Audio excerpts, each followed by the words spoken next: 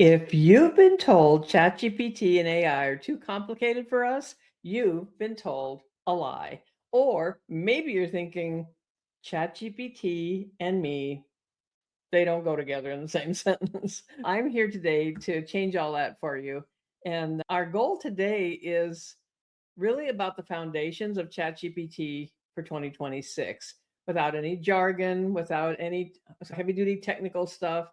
I'm going to show you 3 buttons that turn ChatGPT into your personal assistant.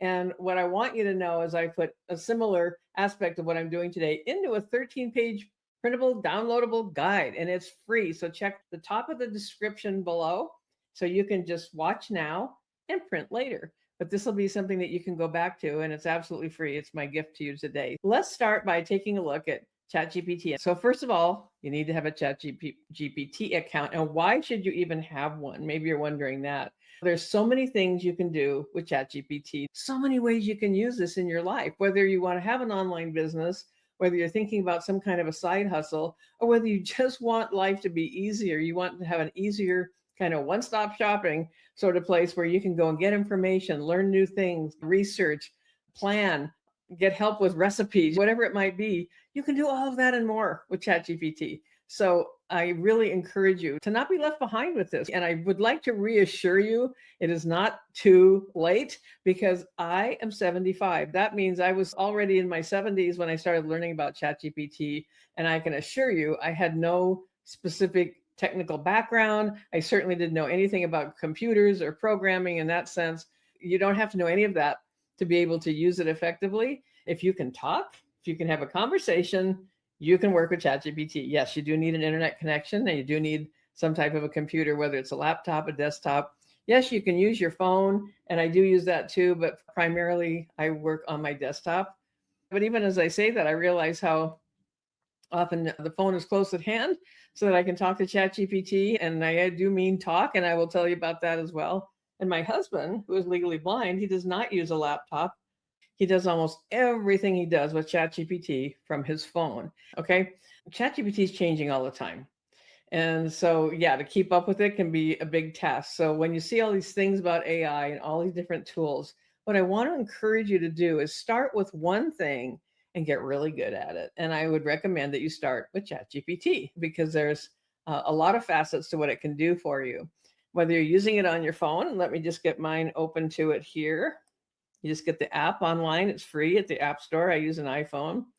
And one of the newer things about it now, on your phone, right where you would put in your conversation, your chat, you should see this drop down like this. A lot of the new things that you can do with ChatGPT, and it should be on your desktop too, but sometimes it doesn't show up. It's being rolled out for one thing, which means not everybody sees it at the same time.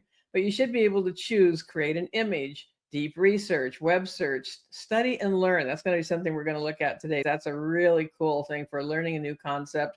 Agent mode just means putting ChatGPT to work as a little agent for you, getting some stuff done, adding files, shopping and research. Oh my gosh, quizzes. So this will show up on your phone just like this, but you may find that you're not seeing it here. And now this morning, I actually wasn't. And I had to log out of your desktop if you're looking at it on a desktop and log back in. And if you just check this little check mark right here, so when you hover over, it says add files and more. If you just click, that's where you're going to see all these options for how you can use it. And sometimes it'll say tools right here. But if not, try the little plus sign.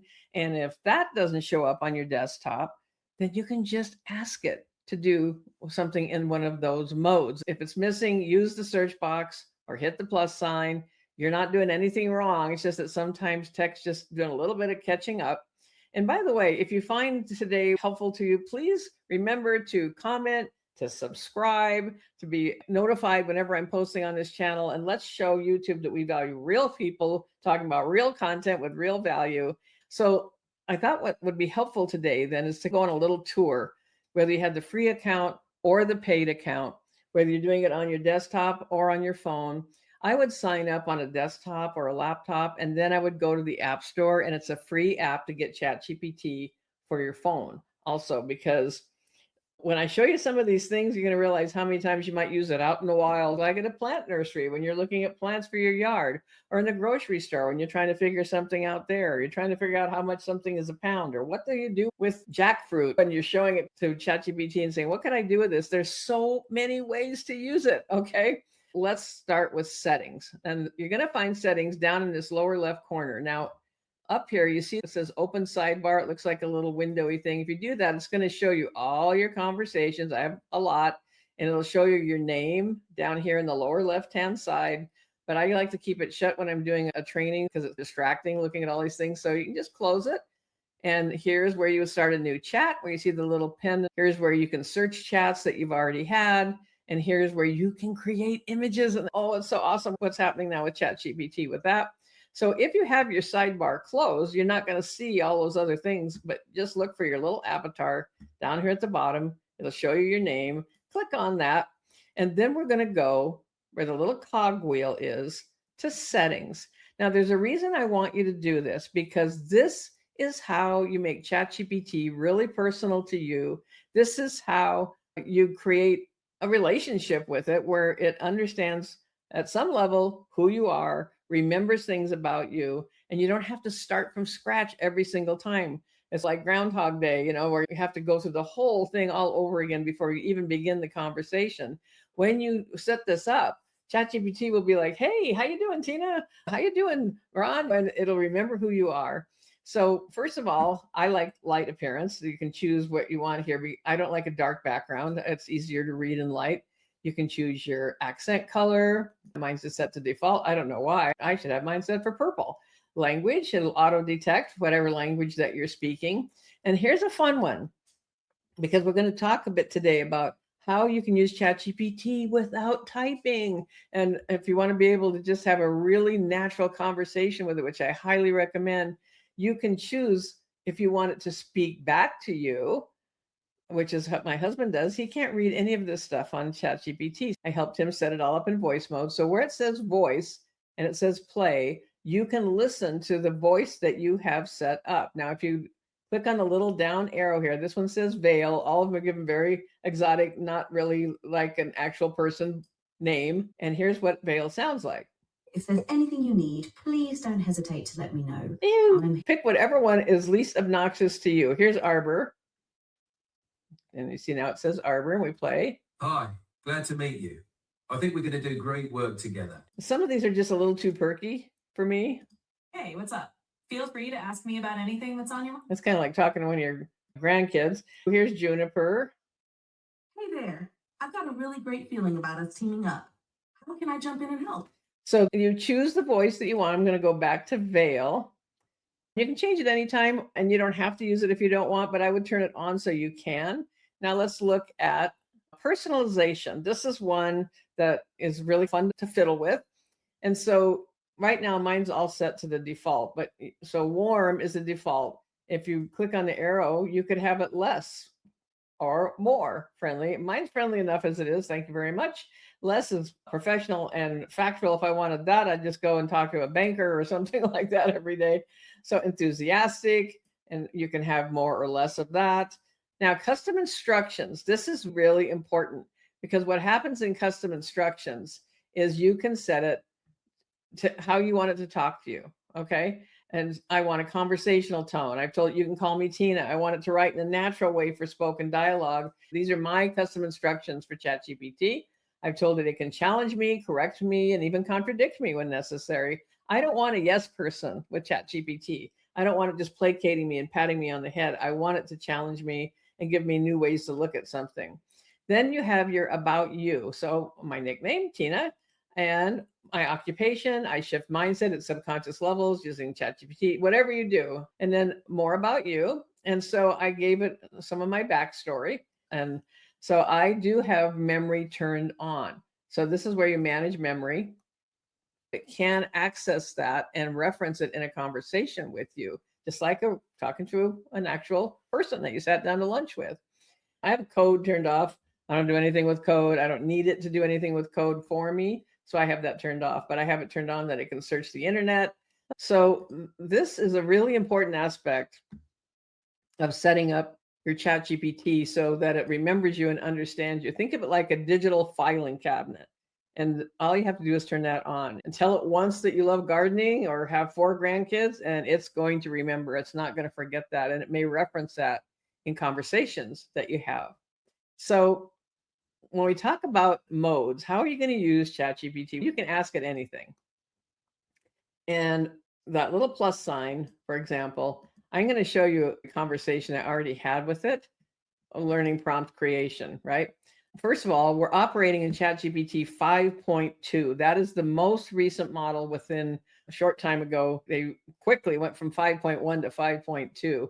If you've used ChatGPT at all, there was a big uproar when they tried to change from 4.0, which was a very popular model, to 5, and everybody hated it, including me. It got very impersonal. It was making a lot of mistakes. It didn't seem to have any personality whatsoever. So right now at 5.2, you can set it for how fast it answers you. I have auto on, so it will decide how long it needs to think.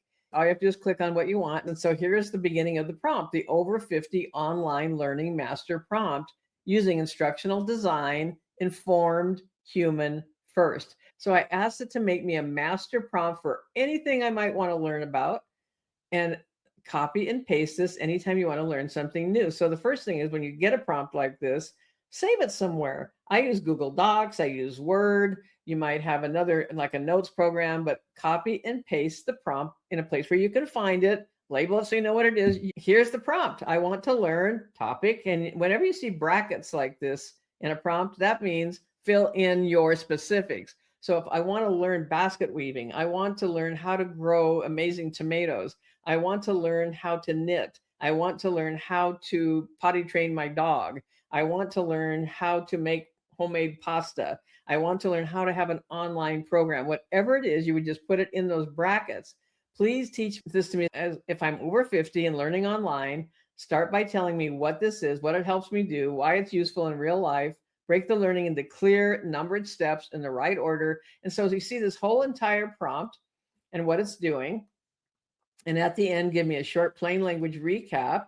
So you would copy and paste this prompt and put it into the little empty box right here. I'm going to say, can you use this prompt right now to teach me how to make homemade chili in a crock pot if I only have tomatoes and beans and some spices and I have no protein? What's an easy way to make chili in a crock pot? I spoke the prompt, and I will tell you about that in a minute. All right, I'm going to use the exact learning style you asked for and walk you through this calmly, step by step. And look what I'm getting. Big picture, so your brain can relax. You're making a simple, hearty, no meat chili in a crock pot using what you already have, tomatoes, beans, and spices. This kind of chili works because beans already make it filling. Protein is optional. So look at this. Some beautiful images. Yummy. Looks really good of chili. What actually matters. And I seriously want to make some chili this week because I have another recipe for some cornbread I want to make. And what am I going to have with it? I could ask ChatGPT that too. Look at what actually matters. You don't need meat. You don't need perfect measurements. What you can ignore. Step 1, gather what you have. Don't overthink. Tomatoes, beans, spices. So far, all you've done is add ingredients to a pot. Nothing's gone wrong. Step 3, stir. And now this is very long. Well, let's just say we're in the kitchen and we have it on our phone and you want these instructions. So right here underneath your conversation, see those 3 little dots? Click on that and see it looks like a little speaker. Read aloud. Let's see what happens. All right, I'm going to use the exact learning style you asked for and walk you through this calmly, step by step. No rushing, no fancy chef talk. This is real life chili. Big picture, so your brain can relax. You're making a simple, hearty, no meat chili in a crock pot using what you already have. Now I'm telling it to stop, but do you see what's happening? The voice veil that I showed you is reading the entire response to me. If you've had cataract surgery, if you sometimes have trouble with close-up versus further away, or you need special glasses, or you just don't feel like reading all the words, you can literally listen to this being read to you.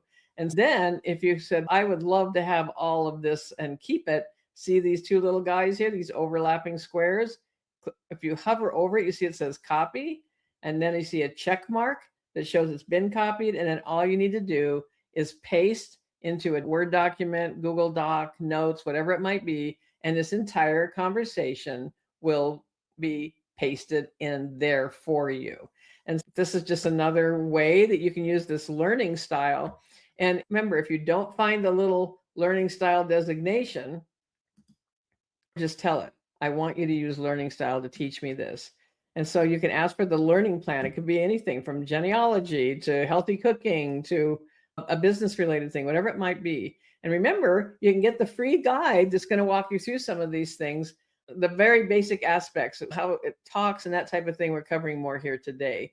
Now, speaking of talking, I just showed you that a little bit, but let's just say I don't want to have to type all this stuff. How do I do that? There's a couple ways. One is right here on the lower right, you see the little microphone and it says dictate. And also you can use voice mode.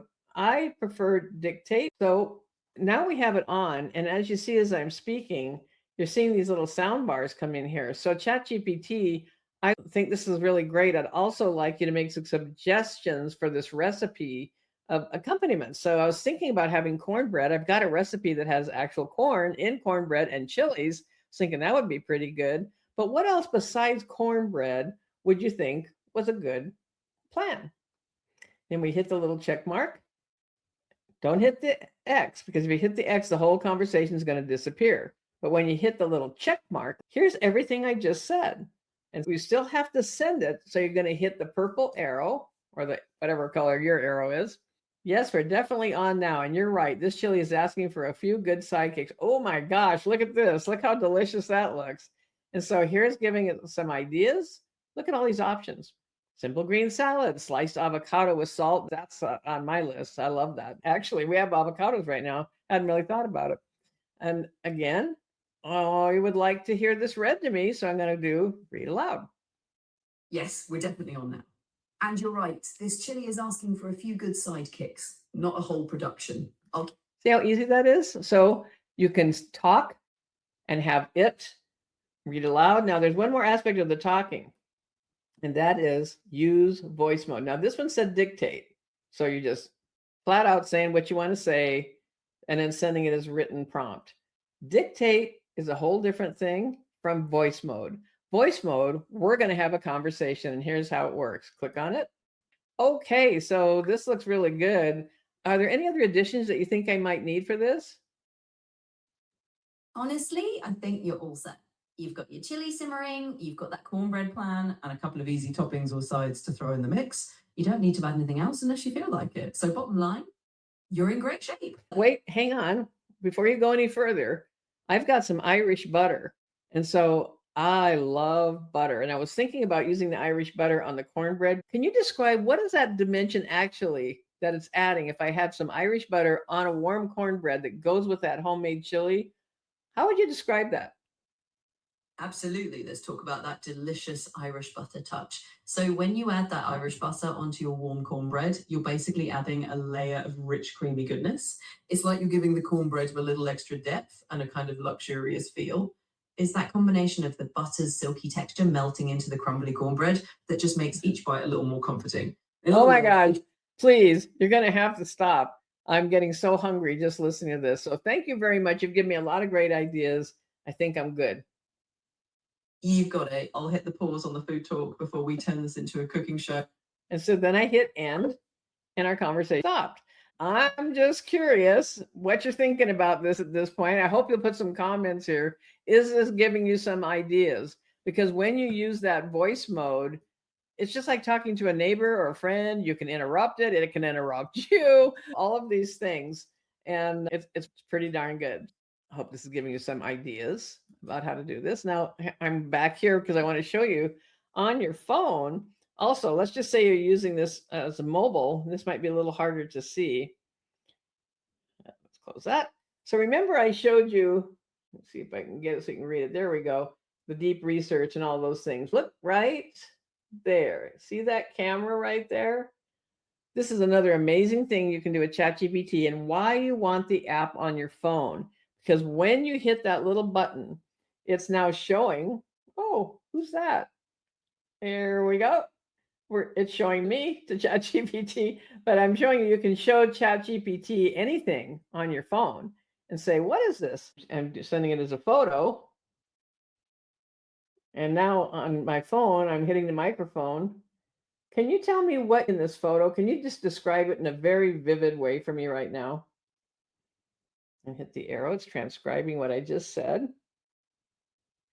Now it's thinking. I don't know if you can see it. There we go. So there's the words I just said. Here's what I see, slowly and clearly, like we're standing right in front of it together.